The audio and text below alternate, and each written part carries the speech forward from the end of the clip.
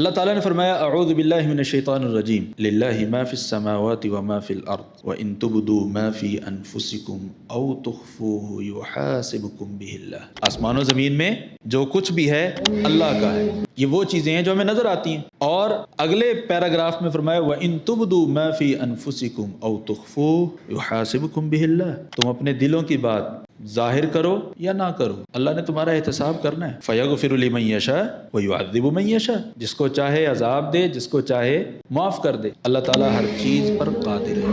اس آیت کریمہ میں دو چیزیں بیان کی ہیں۔ پہلی یہ کہ اس دنیا میں کچھ بھی نہ میرا ہے نہ آپ کا ہے، اور ہمارے جو منفی رویے پیدا ہوتے ہیں وہ کیوں ہوتے ہیں؟ انہی چیزوں پر، میرا یہ، جبکہ اللہ تعالیٰ نے فرما دیا للہ ما فی السماوات وما، آسمان و زمین میں جو کچھ بھی ہے وہ اللہ کا ہے۔ عارضی طور پر، ٹمپریری، عبوری طور پر ہمیں اختیار ہے کچھ چیزوں کا، وہ بھی اس لیے ہے کہ اللہ نے چاہا ہے۔ تو اگر اللہ تعالیٰ نہ چاہے تو ہمارے پاس وہ اختیار بھی نہیں رہے گا۔ کیسے؟ ہم اس وقت زندہ بیٹھے ہیں، سانس لے رہے ہیں، ایسے ہی ہے نا؟ اللہ کی طرف سے حکم آ جائے، ختم، چھٹی۔ یعنی جو عارضی اختیار ہے وہ اللہ تعالیٰ کی مشیت اور اللہ تعالیٰ کے اختیار کے ماتحت ہے۔ جب تک اللہ اجازت دیتا ہے ہماری سانس چلتی ہے، جب تک نہیں دیتا تو نہیں چلتی۔